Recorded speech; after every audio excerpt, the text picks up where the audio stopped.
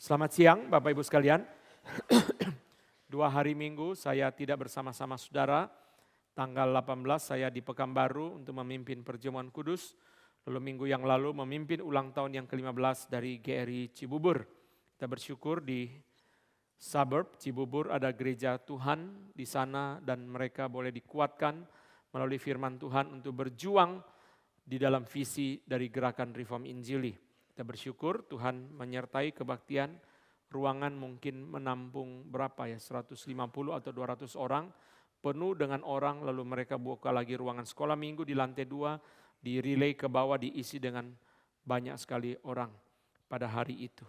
Kita bersyukur boleh memperhatikan akan gereja Tuhan di tempat yang lain.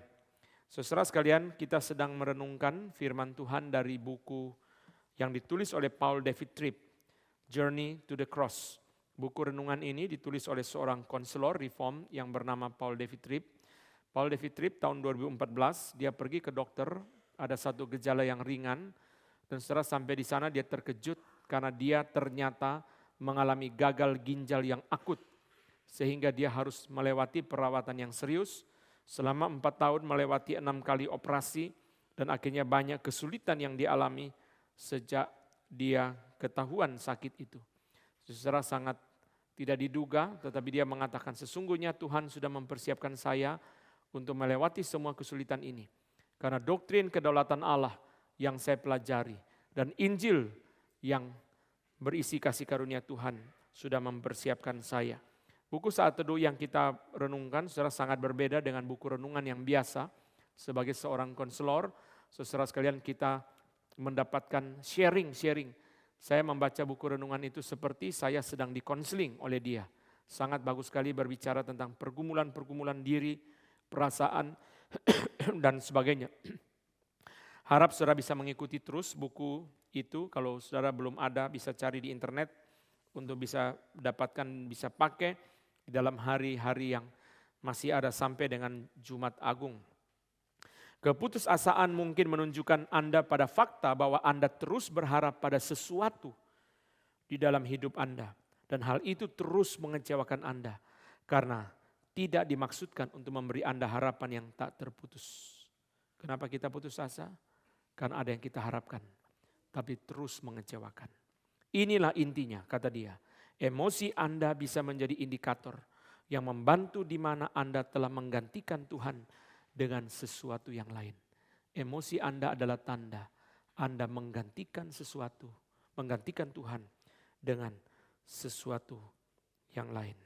Salib mengajar kita bahwa Tuhan tidak memandang orang berdosa dengan penghinaan atau jijik, tetapi dengan kasih yang murah hati dan lembut. Banyak sekali kutipan yang bagus dari buku ini. Bahan Saat Teduh pagi ini di dalam kalimat pertama dia mengatakan dosa bukan hanya membutakan kita, tapi membuat kita buta terhadap kebutaan kita.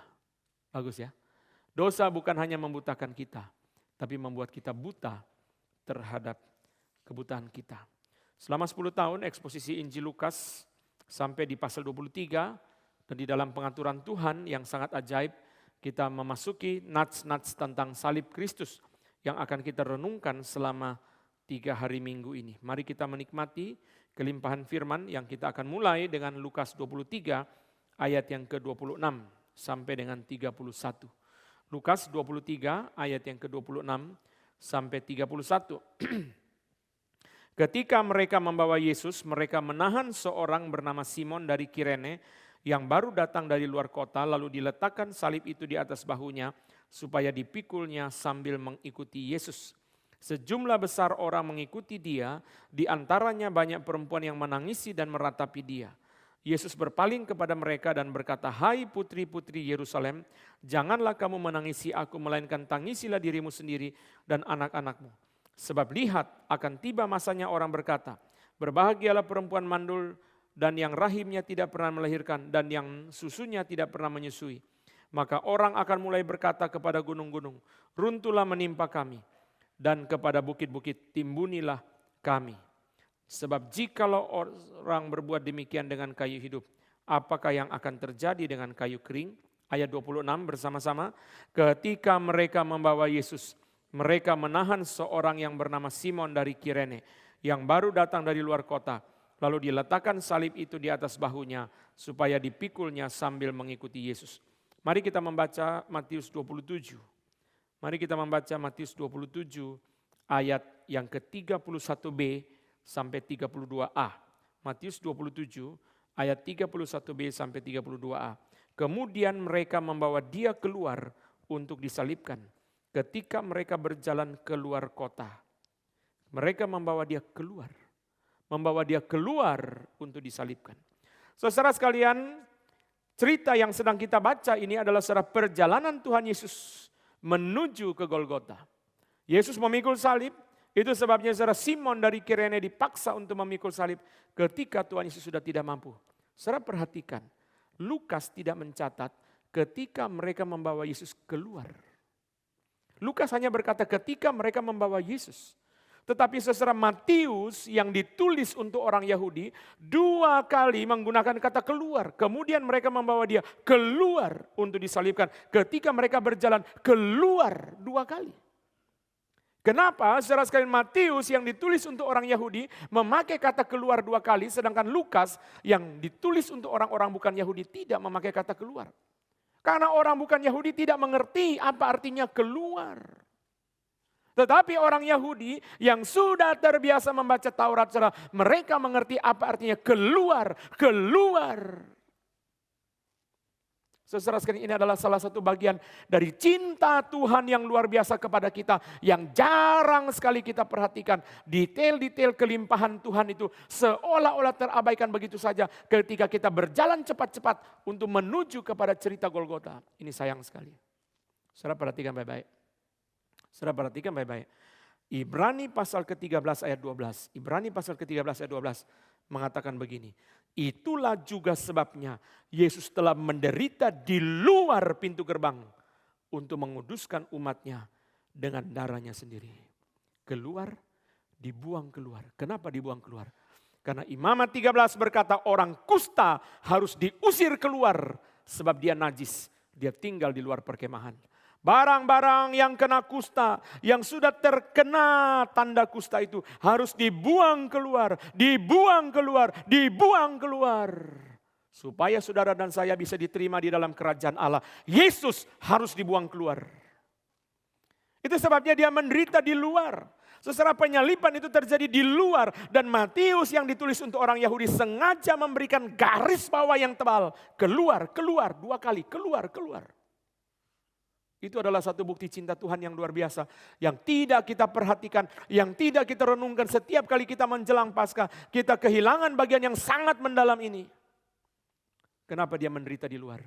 Ibrani berkata dia menderita di luar supaya dia menguduskan kita. Sebab kita najis. Kita harus dikuduskan supaya kita bisa diterima di dalam.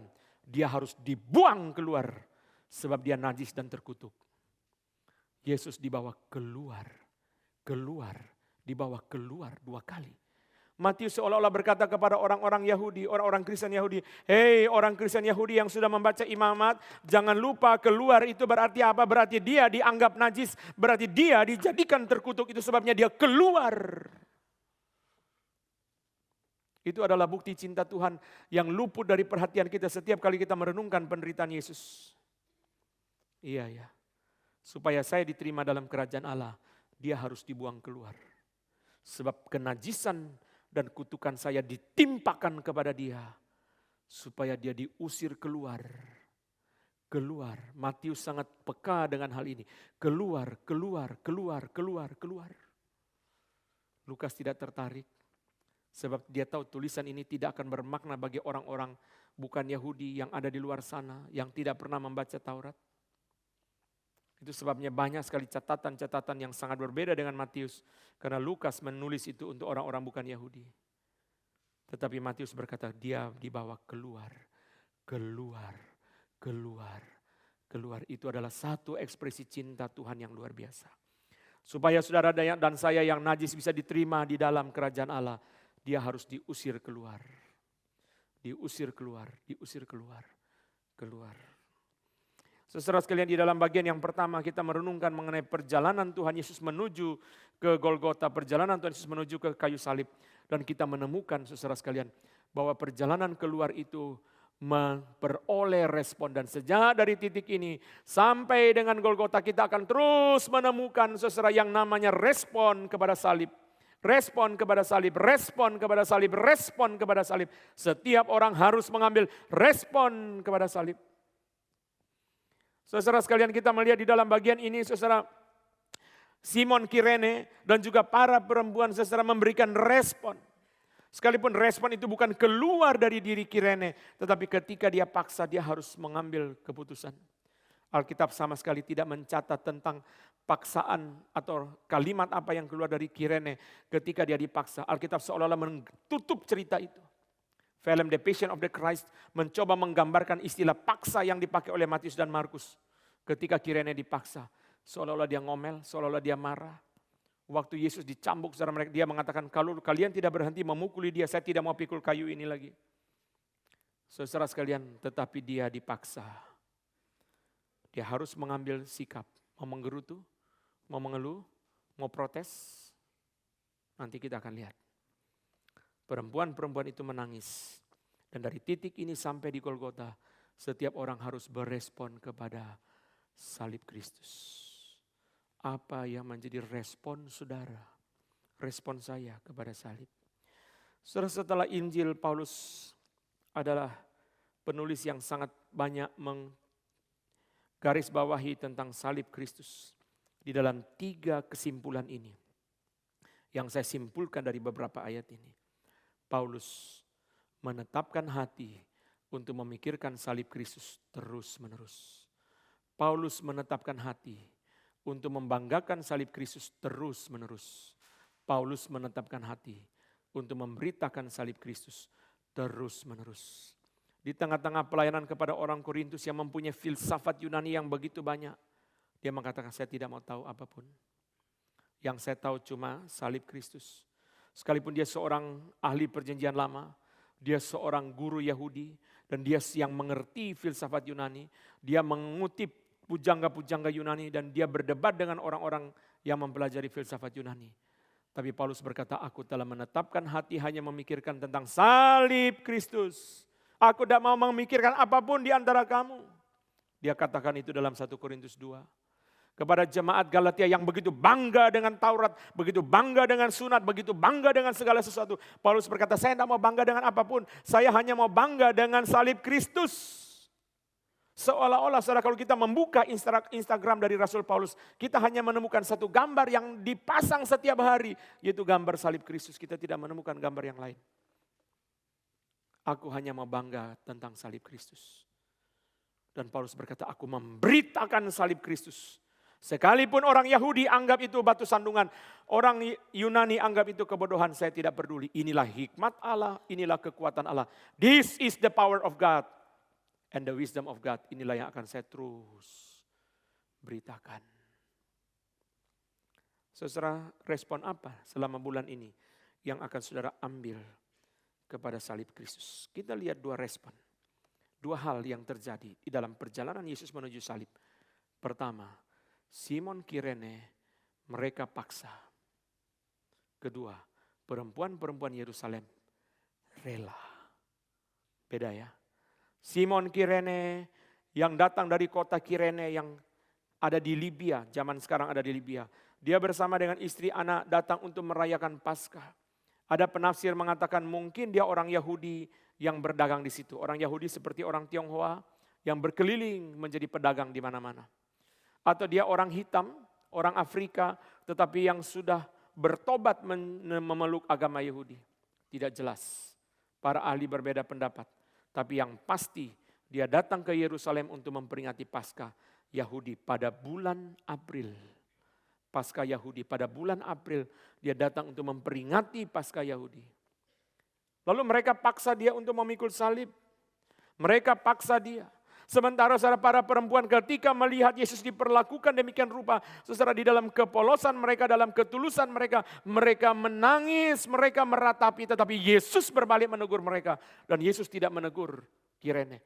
Mungkin Yesus mendengar dengan telinga dia Kirene mengeluh. menggerutu protes. Sial, saya datang mau berziarah, mau beribadah, mau sembahyang, kok jadi pakai pikul salib segala. Kalau cuma mau pikul salib, tidak usah datang jauh-jauh dari Kirene sampai ke Yerusalem. Tapi Yesus tidak mengkritik Kirene. Yesus mengkritik para perempuan yang dengan rela menangis. Di sini memberikan kepada kita satu pelajaran. Yang dipaksa belum tentu salah. Yang rela belum tentu benar. Yang dipaksa belum tentu salah. Yang rela belum tentu benar. Kadang-kadang kita merasa kalau dipaksa berarti nggak benar. Kalau rela berarti benar. Saudara lihat anak remaja. Kebanyakan orang tua paksa dia ikut PR remaja. Tapi itu hal yang benar buat dia. Dan banyak dari hal yang rela dilakukan anak remaja dengan teman-temannya. Banyak yang tidak benar. Yang paksa belum tentu tidak benar. Yang rela belum tentu benar. Jangan kita pikir kalau dipaksa pasti salah. Kalau rela pasti benar. Saudara, buktinya apa saudara sekalian? Ini adalah sesuatu yang sangat luar biasa. Saya tengah malam jam 2 bangun, saudara. Pikir terus Kirene ini, Kirene. Saya berdoa tadi malam, Tuhan saya ingin jadi seperti dia. Saudara perhatikan. Kenapa dia dipaksa? Karena kesempatan itu tidak pernah terulang lagi. Dari Adam sampai sekarang, belum pernah ada orang yang memikul salib Yesus kecuali dia. Kalau dia tidak dipaksa, kesempatan itu hilang. Kenapa kadang-kadang Tuhan harus memaksa kita? Karena kesempatan itu tidak pernah terulang lagi. Tidak ada Paulus, Yohanes Pembaptis, Petrus, atau rasul manapun, atau nabi manapun yang pernah memikul salib Yesus kecuali dia. Satu-satunya orang. Dipaksa enggak? Harus dipaksa. Karena kesempatan tidak pernah datang kembali. Saudara sekarang ada 1 triliun pun, saudara tidak bisa membayar tiket untuk dipaksa memikul salib Yesus. Tidak bisa. Rela pun tidak bisa, saudara. Jangankan dipaksa, rela pun tidak bisa. Jangankan gratis bayar pun tidak bisa. Satu-satunya orang sepanjang sejarah yang pernah memikul salib Yesus hanya Simon dari Kirene. Petrus tidak pernah. Yang banyak bacot itu tidak pernah. Saudara sekalian, ini adalah satu kesempatan yang sangat berharga untuk Kirene. Ambil enggak? Saudara harus berdoa, Tuhan, kalau memang ini adalah kehendak-Mu yang sangat berharga, paksalah saya. Harus berdoa begitu. Amin. Kalau saudara tidak berani berdoa begitu, banyak kesempatan berharga akan hilang dalam hidup saudara. Kalau ini memang kehendak Tuhan yang sangat berharga, paksa saya Tuhan. Supaya saya ikut. Saudara bayangkan, kalau Simon Kirene mengatakan saya tidak mau pikul salib. Tahun depan merayakan Paskah lagi, saya datang lagi. Nanti saya pikul salib. Kali itu dia datang, dia pikul salib. Bukan salib Yesus. The only opportunity, tidak pernah ada kesempatan lagi, hanya titik itu. Saudara sekalian, kita harus mau dipaksa. Patong mengatakan memaksakan diri untuk rela, merelakan diri untuk dipaksa. Ada orang seperti Kirene? Tidak ada. Tidak pernah ada. Tidak pernah ada. Satu-satunya orang. Dan nanti kita akan lihat di bagian selanjutnya, saudara, bahwa hasil dari paksaan itu menjadi berkat yang besar untuk keluarga daripada Kirene. Saudara sekalian, dia dipaksa. Tetapi perempuan-perempuan itu dengan rela, tapi relanya keliru. Rela tapi keliru. Keliru. Harusnya kita mengerti, lalu saudara kita dengan rela. Harusnya kita mengerti, lalu kita dengan rela. Kenapa? Nanti kita akan lihat saudara dalam pelajaran tentang Kirene, saudara sekalian. Kita akan melihat saudara sekalian bahwa apa? Dia tidak mau, sebab itu bukan agenda dia. Kita juga semua kalau terjadi pada kita juga nggak mau. Saudara kumpul uang mahal-mahal, beli tiket ke Eropa, jalan-jalan lalu sampai di sana disuruh ngurus orang sakit, saudara mau nggak? Saudara, saya bisa jalan-jalan ke luar negeri itu seumur hidup mungkin cuma 1 kali. Kita tidak bisa lihat. Seperti yang dikatakan oleh Paul David Tripp dalam Saat Teduh hari ini. Saudara. Dia berkata, dosa bukan hanya membutakan kita, tetapi membuat kita buta terhadap kebutaan kita. Kita tidak bisa lihat. Kirene juga nggak bisa lihat. Justru karena dia tidak bisa lihat, Tuhan memaksa dia. Iya ya, memaksakan diri untuk rela. Merelakan diri untuk dipaksa. Coba saudara tanya. Paulus mau nggak jadi pendeta? Hah? Bukan saja nggak mau jadi pendeta, dia mau bunuh pendeta kok. Patong cerita ya, saya lupa cerita itu di mana. Biksu itu saudara diundang pergi ceramah Buddha. Saudara cerita ini dari Patong, saudara. Di tengah jalan saudara dia ketemu orang Kristen injili dia. Lalu dia jadi orang Kristen. Dia turun dari kereta, dia telepon ke panitia. Maaf saya nggak jadi datang ya. Loh kenapa? Saya sudah jadi orang Kristen, dari ceramah Buddha lagi. Jadi saya mau balik lagi ke kampung saya. Saudara, itu seperti itu. Saudara bayangkan, Paulus tidak mau jadi pendeta. Dia mau bunuh pendeta. Tapi Tuhan paksa. Paksa dengan cara apa? Jatuhkan dia. Butakan dia. Kalau Tuhan tidak paksa Paulus bisa jadi pendeta. Tunggu Paulus rela sampai kucing keluar tanduk. Tidak rela-rela. Harus dipaksa. Oh khotbah ini tidak enak ya. Tapi saudara kalau kesempatan itu berharga. Harus ambil. Tuhan kalau saya belum lihat, tarik. Tuhan saya seperti Lot yang tidak bisa mengerti. Tarik tangan Lot keluar dari Sodom dan Gomora kalau tidak binasa. Saudara ada kesempatan lain bagi Lot untuk lari? Tidak ada. Hanya satu-satu kesempatan malaikat paksa mereka keluar. Saudara perhatikan pola yang sama terus terjadi sepanjang Alkitab. Itu sebabnya saudara kita mesti minta anugerah Tuhan. Tuhan kalau memang itu berharga, paksalah saya Tuhan. Supaya saya taat.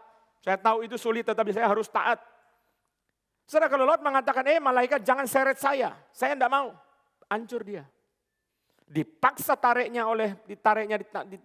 ditarik oleh malaikat. Dan mereka keluar. Pola yang sama pada Paulus, pada Lot, pada siapapun. Pada Musa. Tak mau? Kusta. Baru Musa taat. Sama. Kalau Musa tidak mau seumur hidup, dia akan kehilangan kesempatan untuk dipakai Tuhan membawa orang Israel keluar. Sayang sekali saudara sekalian, para perempuan itu rela tapi keliru. Yang paling bagus itu apa? Alkitab 3 kali berkata, 3 kali. Lakukan dengan rela, jangan terpaksa 3 kali. Hei orang Korintus, berilah persembahan dengan rela, jangan terpaksa. Hei Filemon, terimalah Onesimus dengan rela, jangan terpaksa. Hei penatua-penatua, gembalakan jemaat dengan rela, jangan terpaksa. 3 kali. 2 Korintus 8, 2 Korintus 9, Filemon 1:14, 1 Petrus 5, 3 kali. Hei orang Korintus, berilah persembahan dengan rela, jangan terpaksa. Sebab Tuhan mencintai orang yang memberi dengan rela. Hei Filemon, terimalah Onesimus dengan rela, jangan terpaksa. Itu hal yang baik. Hei para penatua, inilah jemaat Allah, gembalakanlah dengan rela, jangan terpaksa. 3 kali. Itu yang paling bagus. Kalau Roh Kudus menolong kita mengerti, Roh Kudus menolong kita melihat, supaya setelah kita melihat kita dengan rela, Tuhan saya mau karena saya melihat. Yang menjadi problem seringkali, kita sudah diberitahu pun kita belum bisa melihat. Itu sebabnya harus dipaksa. Harus dipaksa. Harus dipaksa untuk melihat. Harus dipaksa oleh Tuhan. Itu adalah sesuatu yang sangat tidak enak. Itu cerita kan gampang ya.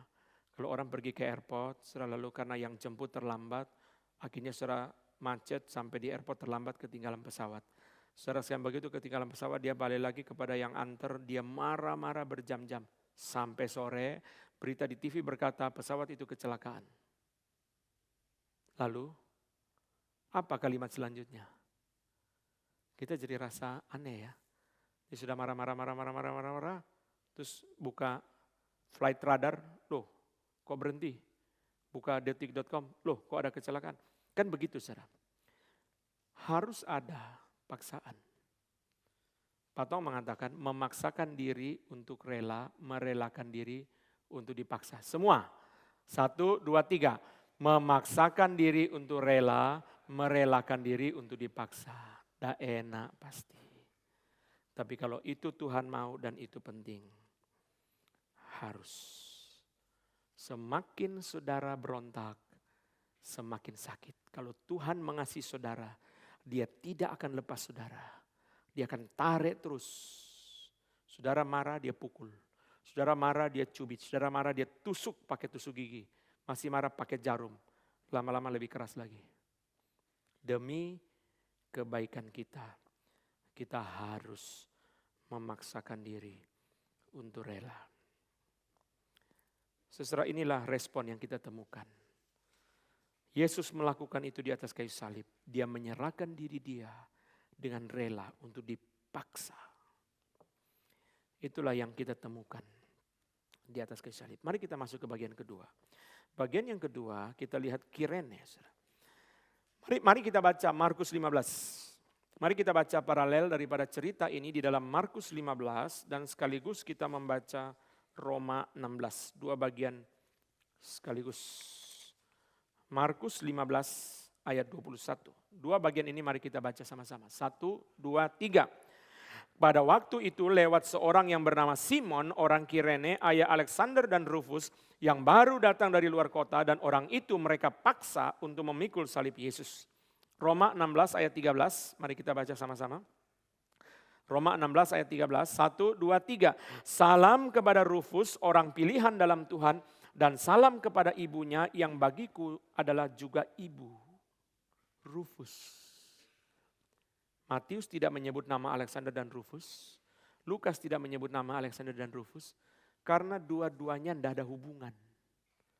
Tapi Markus, Injil yang ditulis untuk jemaat di Roma, menyebut Alexander dan Rufus. Seolah-olah Markus memberitahu jemaat Roma, kalian tahu kan, Alexander sama Rufus kalian kenal kan, ini papanya. Oh gitu, nah mereka ngerti, ini papanya. Kalau Matius tulis, mereka nggak ngerti. Kalau Lukas tulis, mereka nggak ngerti. Tapi Markus yang ditulis untuk jemaat di Roma, mereka sudah tahu yang namanya Alexander dan Rufus. Markus sengaja menyebut namanya. Oh ini ternyata, papanya ternyata Simon Kirene itu adalah papanya si Alexander dan Yusuf itu.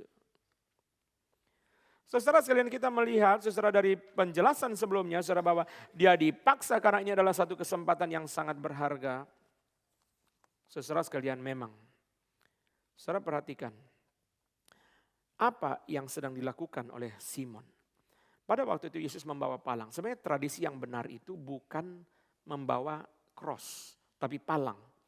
Jadi saudara ketika seorang dijatuhkan hukuman mati, yaitu penyaliban, maka dia diwajibkan membawa palang berkeliling kota dan disaksikan oleh banyak orang.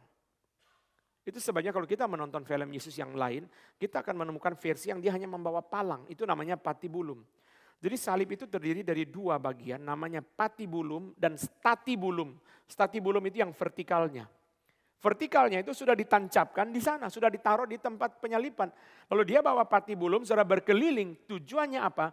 Memikul salib, arti aslinya memikul salib adalah tujuannya mengumumkan kepada masyarakat bahwa penjahat yang melawan kaisar, penjahat yang melawan aturan sekarang sudah ditaklukkan oleh kaisar, oleh pemerintahan, oleh tentara dan sebagainya. Karena itu saudara sekalian, waktu dia membawa kayu itu berkeliling, itu adalah pengumuman dia sudah takluk. Dia sekarang takluk. Dia sekarang takluk, maka saudara berkeliling itu adalah pengumuman bahwa penjahat yang sulit ditaklukkan, yang selalu meresahkan masyarakat sekarang sudah ditaklukkan oleh tentara. Itu pengumuman kemenangan. Itu sebabnya mereka selalu minta dia membawa palang itu berkeliling kota baru sampai kepada tempat penyaliban. Ketika sampai di situ kalau kita nonton film The Passion, saudara Tuhan Yesus jatuh. Lalu kepala prajurit berkata kepada anak buahnya, kamu buta, kamu tidak bisa lihat, dia sudah tidak sanggup. Lalu seorang tentara lihat ada orang yang keluar dari keramaian muncul untuk menonton. Bersama dengan anak-anaknya, mereka panggil dia, kamu bawa salib ini. Itu adalah Kirene. Saudara sekalian, Yohanes tidak menulis cerita Kirene. Kenapa? Menarik ya. Matius menulis, Markus menulis, Lukas menulis, Yohanes tidak. Yohanes tidak. Kenapa saudara? Karena Yohanes tidak ingin cerita perjalanan Yesus menuju ke kayu salib itu diinterupsi oleh cerita ini. Beda kepentingan. Matius, Markus, Lukas menulis karena mereka sedang berbicara tentang discipleship. Itu sebabnya saudara perhatikan Lukas 23 ayat 26. Lukas 23 ayat 26, saudara, kalimat terakhir dari ayat ini. Supaya dipikulnya sambil mengikuti Yesus. Discipleship, kemuritan, itu yang menjadi konsentrasi daripada Matius, Markus, dan Lukas. Yohanes sedang berbicara saudara tentang penderitaan Yesus. Dia tidak ingin diinterupsi seperti Lukas ketika menulis tentang baptisan Yesus. Dia tidak ingin diinterupsi kemuliaan Yesus. Maka Lukas sengaja menghapus nama Yohanes Pembaptis di dalam cerita tentang baptisan Yesus. Penulis Injil yang lain menulis Yesus dibaptis oleh Yohanes Pembaptis, khususnya Matius, tetapi Lukas hapus nama Yohanes Pembaptis. Supaya cerita tentang Yesus itu jangan dicampur dengan cerita tentang Yohanes Pembaptis. Saudara sekalian, apa yang kita bisa belajar dari Kirene? Selain tadi bicara tentang dipaksa itu. Pertama, saudara sekalian, Kirene adalah orang yang dipakai Tuhan. Pada saat yang tepat, pada tempat yang tepat. Kita tidak berbicara orang itu hebat, saudara. Orang hebat tapi waktu Tuhan mau pakai dia tidak ada gunanya. Tidak ada gunanya. Kadang orang itu biasa, tapi waktu Tuhan mau pakai dia ada. Kenapa waktu orang hebat ada Tuhan tidak mau bekerja? Karena hatinya tidak beres. Karena dia hebat mungkin dia angku. Karena dia hebat mungkin hatinya merasa dirinya hebat. Itu sebabnya Tuhan tidak mau pakai dia. Tetapi setelah dia tidak ada, datang orang yang biasa. Saat itu mendadak Tuhan bekerja dengan luar biasa. Tuhan tidak perlu kemampuan kita. Tuhan bisa bekerja dengan luar biasa. Tuhan mau hatinya. Itu sebabnya Tuhan berkata kepada Samuel, hatinya. Jangan kau lihat perawakannya, kamu lihat hatinya. Jangan kelihat yang penampilan, lihat hatinya. Hatinya. Saat itu dia ada, saudara. Petrus tidak ada. Petrus yang sudah berjanji untuk mati sampai mati mengikut Tuhan. Petrus tidak ada. Problemnya Petrus tidak ada, saudara sekalian. Waktu Tuhan mau bekerja, Petrus tidak ada. Waktu Tuhan mau membangunkan gereja-gereja di Asia, John Sung sudah pulang dari Amerika. Kalau dia masih di Amerika, membela gelar doktornya, dia tidak dipakai Tuhan. Dia pulang. Dia pulang saudara berada di titik yang tepat. Saat itu Tuhan memakai dia. Saat itu Tuhan memakai dia. Itu sebabnya saudara kita harus betul-betul minta kepada Tuhan satu hati dan satu kepekaan. Supaya jangan sampai kita keliru tempat dan saat. Kalau berbeda tempat, Kirene tidak dipakai Tuhan. Kalau berbeda saat, dia tidak dipakai Tuhan. Tentu kita inginkan seperti ketika Raja Nebukadnezar memanggil anak-anak muda yang terbaik, Daniel dan teman-temannya untuk dipakai oleh Raja. Seharusnya memang orang-orang yang terbaik dipakai oleh Tuhan, sebab itu punya Tuhan. Tetapi seringkali yang terbaik itu justru tidak dipakai oleh Tuhan. Kenapa? Karena hatinya tidak beres. Kenapa? Karena dia tidak ada pada saat dan tempat yang tepat. Dia tidak ada. Dia tidak ada, saudara. Itu sebabnya kita tidak bisa ngomong apa-apa sebab dia tidak ada. Tuhan tidak bisa tergantung kepada manusia ada atau tidak ada baru Tuhan bekerja. Kalau kamu tidak ada, Tuhan membangkitkan orang lain lagi dan Tuhan bekerja dengan cara Tuhan sendiri. Ini pertama. Yang pertama adalah dipakai Tuhan. Berada pada saat dan tempat yang tepat dan dipakai oleh Tuhan. Itu sebabnya kesempatan jangan pikir terus ada. Kalimat yang berkata kesempatan terus ada itu adalah kalimat setan. Kalimat yang benar adalah kesempatan tidak selalu ada. Kalau ada itu anugerah Tuhan tapi tidak selalu ada. Jangan berpikir kesempatan selalu ada. Oh kita tolak. Nanti aja lain kali. Kesempatan tidak selalu ada. Kadang-kadang sudah lewat. Baru kita cari, kesempatan itu tidak kembali lagi. Kesempatan itu tidak ada lagi. Saudara sekalian, yang kedua, saudara kita melihat dari perspektif penderitaan Yesus. Kirene adalah orang yang Tuhan kirim untuk menolong Tuhan Yesus pada saat dia mengalami penderitaan yang berat. Ini adalah penghiburan bagi orang yang melayani Tuhan. Bagi orang-orang yang dipakai oleh Tuhan pada saat yang tersulit dalam hidup kita. Jangan khawatir, Tuhan akan kirim orang-orang yang tepat untuk menolong kita. Heran ya, waktu Yesus sudah sampai babak belur, Kirene muncul. Kirene seperti Yason, seperti orang-orang lain di Alkitab yang diutus oleh Tuhan pada saat yang tepat. Saya sudah cerita ini di sini atau di tempat lain, saya lupa. Saudara. Dalam perjalanan gerakan reform seringkali seperti itu.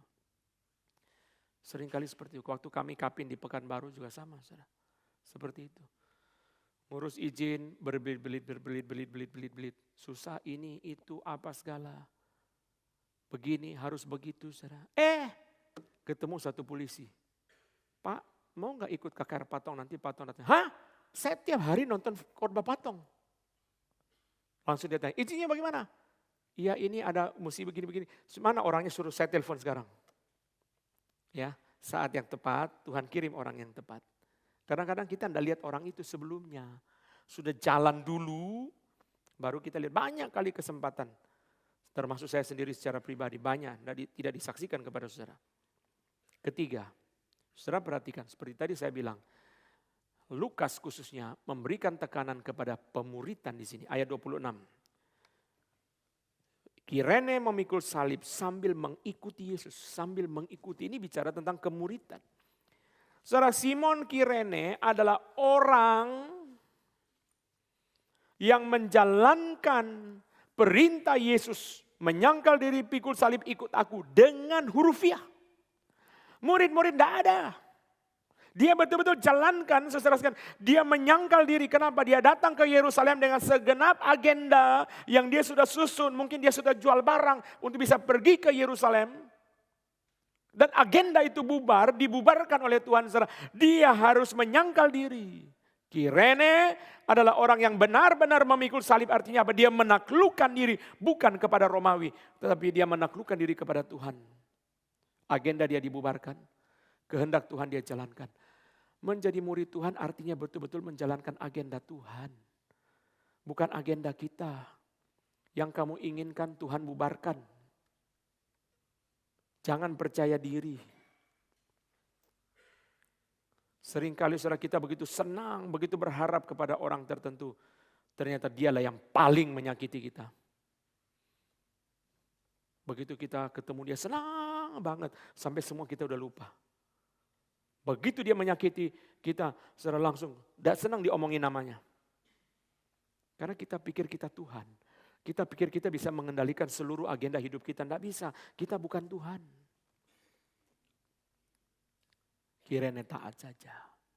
Menjadi seorang murid benar-benar tunduk kepada pengaturan Tuhan. Saya tidak tahu ya, dia protes berapa lama saya tidak tahu. Mungkin dia ngomel-ngomel, menggerutu. Mungkin Yesus dengar dia ngomel, tapi Tuhan Yesus tidak marah kepada dia. Dah gampang. Waktu saudara ngomel pun Tuhan tidak marah kepada saudara. Karena Tuhan tahu hatimu mau, cuma tidak mudah. Itu sebabnya saudara ngomel. Tuhan maafkan dia, Tuhan ampuni dia. Tetapi kepada perempuan-perempuan yang dengan begitu tulus menangis Yesus, dengan begitu baik, Yesus justru mengkritik mereka. Saudara, Kirene lebih daripada para murid. Kirene lebih daripada imam kepala ahli Taurat. Imam kepala ahli Taurat siang malam baca Alkitab. Tapi mereka tidak dipakai Tuhan. Itu yang Patong bilang kemarin dalam masterclass. Penyaringan Tuhan. Heran ya, saudara mau jadi imam kepala. Jadi ahli Taurat yang hebat-hebat. Yang jubahnya hebat, tapi dia tidak dipakai Tuhan. Para murid, saudara, saya percaya. Saudara sekalian, mereka menyesal, itu sebabnya Petrus berkata lebih baik saya disalibkan terbalik. Gak ada kesempatan itu. Memikul salibnya Yesus, gak ada saudara. Kirene menjadi seorang murid yang dipakai oleh Tuhan. Sekalipun dia dipaksa, tetapi dia rela. Saudara sekalian, apa hasilnya? Hasilnya tidak mungkin Tuhan abaikan keluarganya. Tidak mungkin Tuhan abaikan keluarganya. Rufus menjadi orang penting. Roma 16 ayat 13. Salam kepada Rufus, orang pilihan dalam Tuhan. Para ahli mengatakan tidak mungkin Paulus bilang orang pilihan itu maksudnya orang yang diselamatkan. Wong semua di pasal itu orang pilihan kok. Waktu Paulus berkata kamu adalah orang pilihan, itu berarti kamu adalah orang penting. Di jemaat Roma, Rufus yang diberikan dalam film The Passion itu dia berdiri di sebelah Kirene ketika Kirene dipanggil untuk memikul salib. Rufus menjadi orang penting di jemaat Roma. Dia menjadi orang penting. Alkitab tidak mencatat kelanjutan kerohanian daripada Kirene dan daripada pelayanan dia dan seterusnya. Tetapi Rufus menjadi orang penting di Roma. Rufus yang melihat dengan mata kepala sendiri, papanya memikul salib itu. Menurut tafsiran dari The Passion, anak-anaknya di bawah itu mengikuti Injil Markus ya. Rufus itu berkesan, teladan papaku sangat berkesan. Kirene ini tidak pernah muncul, sekali muncul begitu indah. Istri Ayub tidak pernah muncul, sekali muncul langsung. Kutukilah Allahmu dan matilah. Jelek sekali ya. Tidak pernah muncul, sekali muncul jelek. Tidak pernah muncul, sekali muncul bagus sekali. Paulus mengatakan, dan Mama Rufus adalah mamaku juga. Istri Kirene mungkin memperhatikan Paulus, mendukung pelayanan Paulus. Sehingga Paulus anggap seperti mama. Saya tidak tahu ya, ini spekulasi. Mungkin sebelum mati Kirene bilang, ingat dukung hamba-hamba Tuhan. Perhatikan pelayanan mereka. Seperti dulu saya memikul salib Yesus. Tapi para ahli mengatakan, saya tidak tahu ini dia pernah ngomong ini atau tidak, ini spekulasi. Tapi para ahli mengatakan, yang jelas mama dari Rufus, istri dari Kirene adalah orang yang memperhatikan pelayanan Paulus dengan motherly love and care. Dengan kasih sayang seperti seorang mama. Saya bayangkan ya, mungkin Kirene sebelum mati pesan, jangan lupa dukung pelayanan hamba-hamba Tuhan. Papa dulu pikul salib Yesus. Sekarang giliran kalian. Lalu mama bilang sama anak-anak, Alexander, Rufus, dukung pelayanan Paulus. Mari kita perhatikan pelayanan Paulus. Itu adalah teladan yang sangat indah. Yang terakhir, yang ketiga, para perempuan. Hanya Lukas yang mencatat cerita ini. Lukas yang sangat banyak memperhatikan kaum perempuan, disebut sebagai Injil bagi kaum marginal. Lukas mencatat bagaimana mereka mempunyai empati yang sangat mendalam. Itu sebabnya saudara perempuan-perempuan ini menangisi dan meratapi Yesus.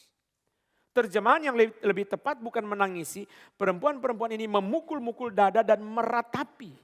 Ada non-verbal dan verbal grief. Ada saudara mereka menangis dengan memukul dada dengan sedih. Tapi Yesus berkata di Lukas 23 ayat 28, mari kita lihat.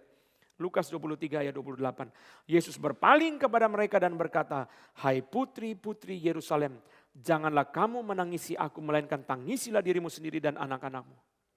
Jangan kamu menangisi aku. Yesus berpaling. Setiap kali Lukas menggunakan istilah Yesus berpaling, itu menandakan ada sesuatu yang sangat serius yang harus mereka perhatikan. Yesus berpaling dan meminta supaya perempuan-perempuan itu menangisi diri mereka dan anak-anak mereka. Lalu Joel Green mengatakan, coba lihat ya. Waktu Lukas mencatat kalimat ini, seolah-olah dia memanggil pembaca untuk kembali kepada pasal 22 di dalam cerita mengenai Petrus. Ketika Petrus menyangkal Yesus, Yesus berpaling memandang Petrus. Dan Petrus pergi keluar dan menangis dengan sedih. Seolah-olah dia mengingatkan, jangan kamu rasa Tuhan yang menderita, Tuhan yang susah, Tuhan yang harus dikasihani. Kamu kasihani dirimu sendiri. Kamu harus ingat, yang bermasalah bukan Tuhan, kamu yang bermasalah. Menangisilah dirimu sendiri seperti Petrus menangisi dosa dia. Kamu rasa dirimu baik-baik saja. Lalu saudara, mereka menangis dengan tulus.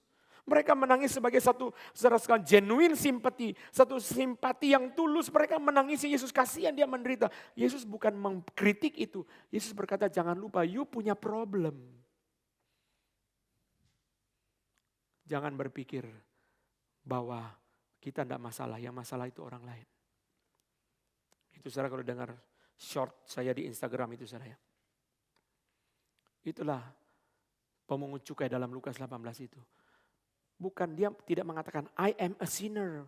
Farisi juga gak beres, orang lain juga gak beres. Saya cuma satu dia, I am the sinner. Saya orang berdosa. Setiap kali kalau kita sudah mulai merasa, oh kita tidak bermasalah, yang bermasalah itu orang lain, saya tidak bermasalah. Itu justru masalahmu. Jangan kamu menangisi aku, kata Yesus, tangisilah dirimu dan anak-anakmu. Problemnya bukan ada padaku, problem ada padamu.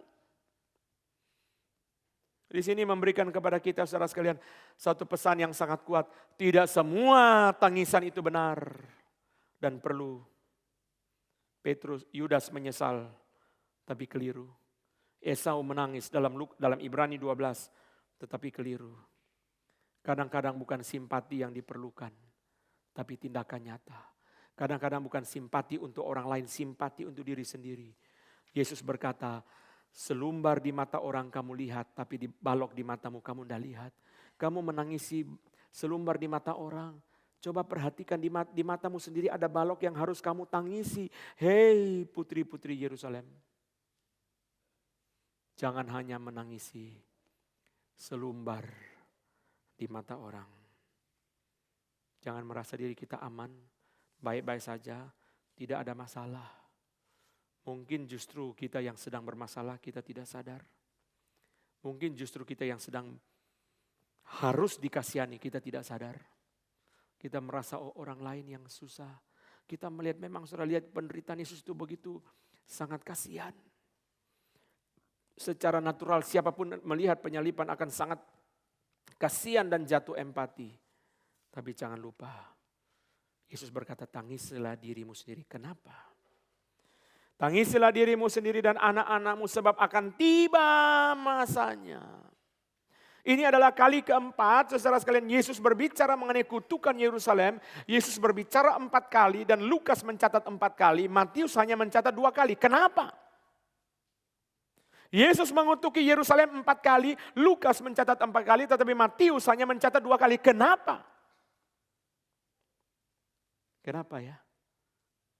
Pasal 13 Lukas, pasal 19, pasal 21, pasal 23. 4 kali Yesus mengutuki Yerusalem. 13, 19, 21, 23. Lukas mencatat 4 kali. Tapi Matius hanya mencatat 2 kali. Mungkin Matius sungkan sama orang Yahudi ya. Kalau dia catat 4 kali, orang Yahudi sulit baca Injil dia. Tapi Lukas mencatat 4 kali. Bagi saya, itu adalah satu penghiburan bagi orang non-Yahudi. Orang non-Yahudi yang sering dihina orang Yahudi. Orang non-Yahudi yang sering direndahkan oleh orang Yahudi. Orang non-Yahudi yang sering ditindas oleh orang Yahudi. Lukas seolah-olah berkata kepada mereka, tenang. Kamu dipermainkan sama mereka, tenang. Kamu dikerjai sama mereka, tenang. Kamu dihina sama mereka, tenang. Akan tiba masanya mereka dihakimi oleh Tuhan. Saudara, penghakiman Tuhan bagi orang fasik itu menyedihkan. Tapi juga menghibur. Bagi para korban, itulah penghiburan. Keadilan tidak bisa dicari di dalam dunia ini. Dia kemanapun saja tidak bisa mencari keadilan. Tetapi penghiburan Tuhan itu datang melalui hukuman Tuhan kepada orang fasik. Saudara, Lukas mencatat 4 kali. Dan ini adalah kali keempat dan hanya dicatat oleh Lukas. Tidak dicatat oleh Injil yang lain. Penghakiman Tuhan untuk Yerusalem. Ayat 29. Akan tiba masanya. Kapan itu? Tahun 70 Masehi. Saya sudah pernah bahas ini karena sudah 3 kali sebelumnya.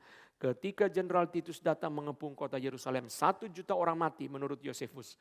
1 tahun sebelum dia mengepung Yerusalem. Pasokan makanan dihentikan. Sehingga mereka kelaparan. Saat itu ibu-ibu harus melihat anaknya mati kelaparan. Harus melihat anaknya dibunuh dan dimakan. Yesus berkata, berbahagialah ibu yang tidak pernah punya anak. Tangisilah dirimu dan anakmu, karena anakmu akan dimakan orang. Anakmu akan mati kelaparan. Tangisilah dirimu dan anakmu. Tahun 70, Jenderal Titus menghancurkan kota Yerusalem dengan sangat kejam. Akan datang masanya. Kamu jangan pikir sekarang Romawi menghantam saya, Romawi nanti tidak menghantam kamu. Tunggu giliran.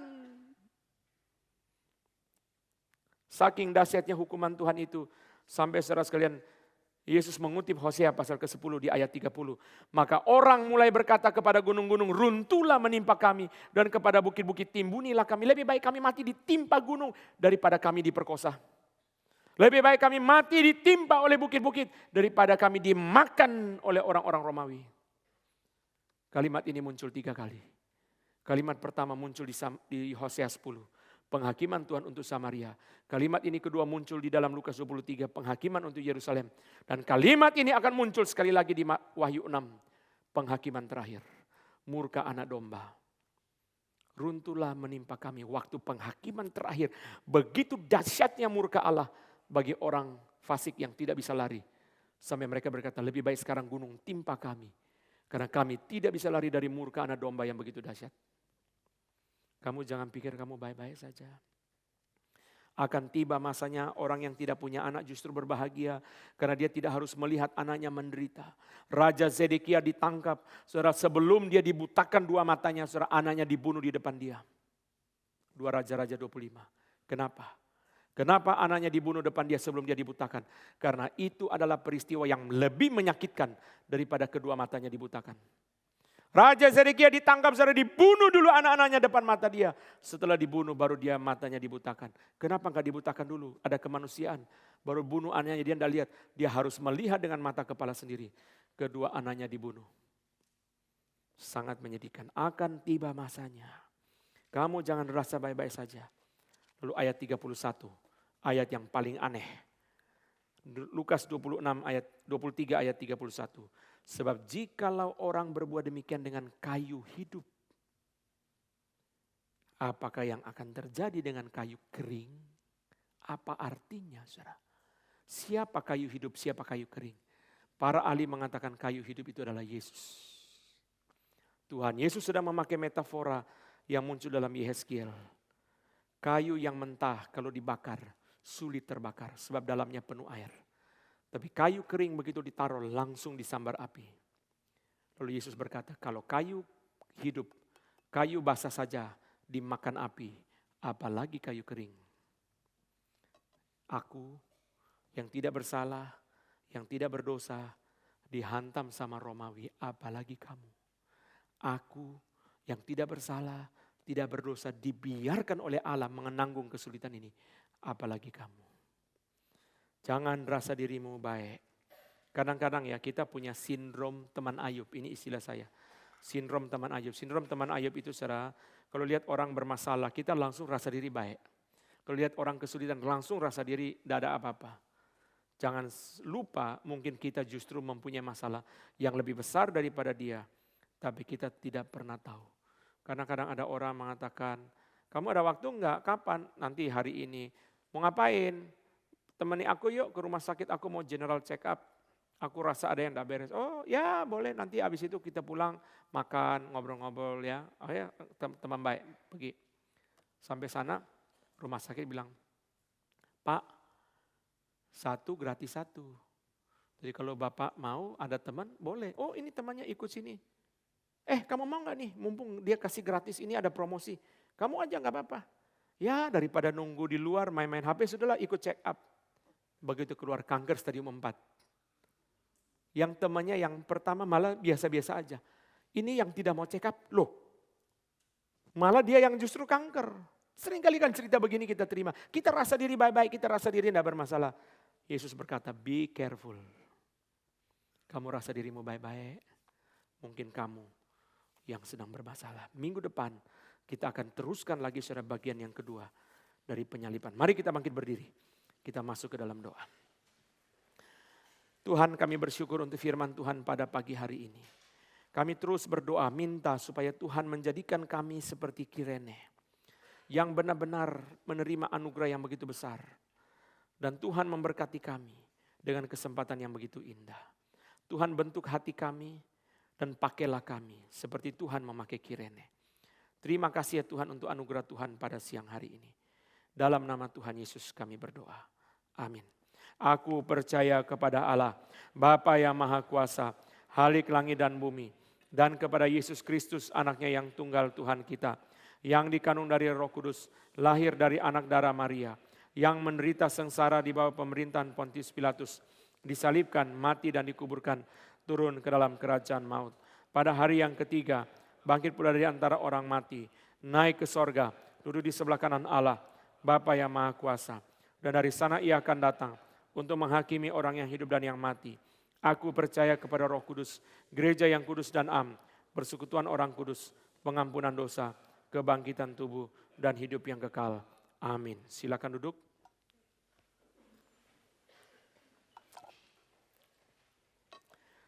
Kalau kita ditanya mau ikut KKR regional enggak? Mau Pak, cuma 1 minggu, berat ya, tinggalin kerjaan, tinggalin keluarga, itu berat. Tapi kalau kita ada proyek di Karo, pasti kita berangkat. Ya, jadi secara sekali mau dibilang kita mengasihi Tuhan memang dah gampang. Kalau kita ada proyek di Karo, sebulan mau nggak? Oh siap ya. Langsung kita jalan. Saudara. Kalau perlu malam ini juga cari tiket langsung kita berangkat. Nggak perlu tanggal 18. Saudara, di Karo kesempatan kita melayani anak-anak. Tapi Pak saya enggak bisa khotbah. Saya belum pernah khotbah. Saudara nanti cari Diaken Tenoyo ada di sini setelah kebaktian. Lalu saudara tanya bagaimana Pak kalau saya belum ikut pelatihan. Saudara enggak usah khawatir. Kalau kita ditempatkan melayani di daerah. Saudara datang dari Jakarta belum khotbah saja anak-anak sudah mangap. Hah? Belum ngomong saudara, apalagi ngomong saudara. Seorang awam bilang sama saya, Pak, saya setelah khotbah di sekolah, guru-guru cium tangan saya. Kenapa? Dia tanya, kok cium tangan saya? Bapak punya khotbah 10 kali lebih bagus dari pendeta saya di gereja saya, Pak. Saudara, mereka tidak pernah dengar khotbah seperti itu. Kita sudah dengar banyak khotbah, sudah dengar tentang Kirene, dengar tentang perempuan-perempuan, saudara, banyak pengetahuan setiap hari Minggu. Saudara sekalian bisa persiapan, dibimbing oleh hamba-hamba Tuhan, saudara bisa pergi. Dan setiap kali kita pergi ke daerah Kristen seperti ini, satu kesempatan yang sangat berharga. Kenapa saudara? Karena terus menerus presentasi kekristenan berkurang dari waktu ke waktu. Dari waktu ke waktu. Tinggal kita orang Kristen hanya mau baca WA dan prihatin, dikirim video, orang bersaksi, terjadi penghijauan di sini, kita prihatin, kita forward WA ke grup lain. Saya sering juga terima dari jemaat forward. Tapi jemaat yang forward WA sendirinya pergi KKR regional apa enggak? Di Mentawai dikasih tahu. Dari 95% orang Kristen tinggal 65. Saya enggak tahu ya sekarang sudah berapa saya enggak tahu. Berkurang. Tinggal kita gereja mau melakukan sesuatu atau tidak. Waktu saudara membawa benih Injil yang sejati, taruh ke dalam tangan mereka. Itu adalah salah satu jalan Tuhan menahan. Masih ada generasi baru yang bertahan iman Kristen dari waktu ke waktu. Sayang, kita pergi ke situ 1 minggu, seserusnya kita melayani mereka. Kalau kita pergi jumlah 30-40 orang, semua sekolah sampai pelosok-pelosok, itu mereka terima. Kita datang, guru senang sekali. Saya sendiri juga sering ke regional. Guru mengatakan, Pak, dari sekolah ini berdiri 30 tahun lalu sampai hari ini, camat belum pernah kunjungi Pak. Bapak satu-satunya tamu dari Jakarta yang pernah ke sini. Camat pun belum pernah datang. Mereka merasa sangat senang, sekali indah ya. Itu satu pengalaman yang sangat indah.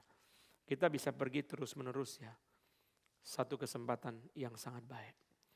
Mari kita daftar, saudara sekalian yang belum ikut pelatihan, panitia sudah ada, pengurus sudah ada jalan keluar bagi saudara yang belum ikut pelatihan, yang belum pernah khotbah, saudara daftar nanti dibimbing untuk berkhotbah. Saudara cari Diaken Tenoyo setelah kebaktian di lantai 1, nanti saudara bisa bertanya, bisa mendaftar untuk mengikuti. Itu ada nomor telepon, bisa saudara foto, saudara bisa hubungi nanti setelah kebaktian. Yang kedua, saudara sekalian, podcast sudah ditayangkan kemarin yang baru, tanya jawab dengan tema penderitaan. Langsung di dalam 2 hari memberkati ribuan orang. Saudara silakan boleh mendengar pertanyaan-pertanyaan dan saudara perhatikan. Ciri khas daripada pertanyaan di podcast kita adalah sudah 3 kali ini, kebanyakan pertanyaannya itu adalah sharing. Saudara. Saya berpikir waktu buka tanya jawab itu pertanyaan teologi. Siapa istri Kain? Ya, bisa gitu kan. Saudara bolak-balik kata potong dari berapa puluh tahun lalu saya jawab pertanyaan bolak-balik istri Kain. Tapi enggak, setiap kali pertanyaan yang masuk selalu sharing. Ada pergumulan ini.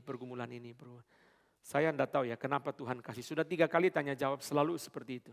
Dan ini bagus-bagus pertanyaannya.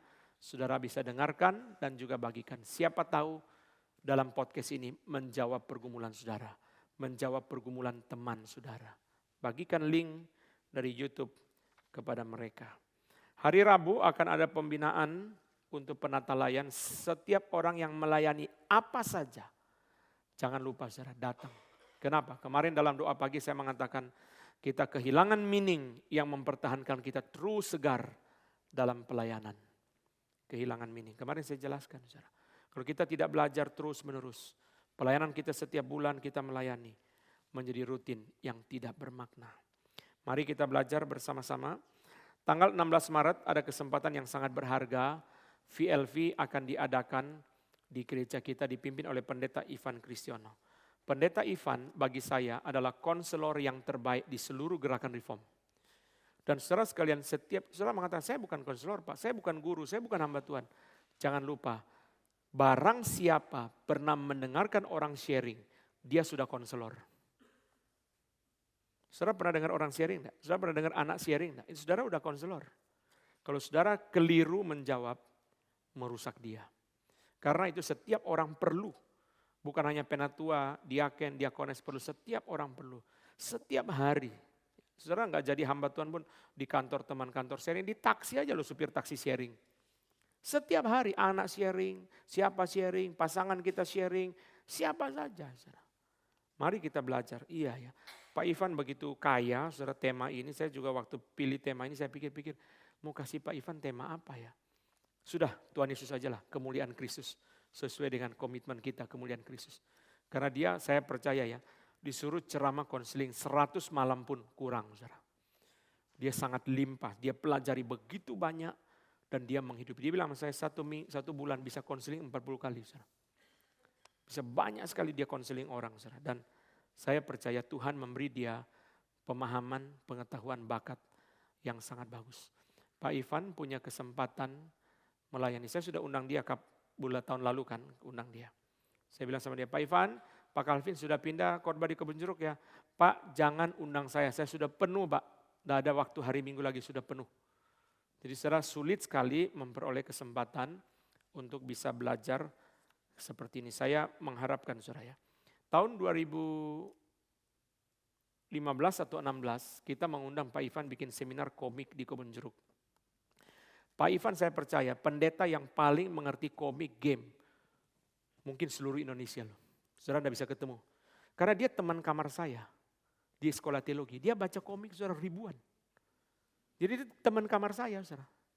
Nah jadi saudara saya undang Pak Ivan bikin seminar. Setelah itu dia bilang sama saya tidak lagi seminar komik di mana-mana. Sudah selesai. Bandung undang, mana undang, sudah tidak lagi. Kesempatan itu tidak balik lagi. Dia bahas komik, kartun, game. Saudara masih ingat? Sudah lama itu ya. Waktu itu pakai lantai 3, lantai 4 belum jadi. Saudara. Kesempatan tidak pernah kembali.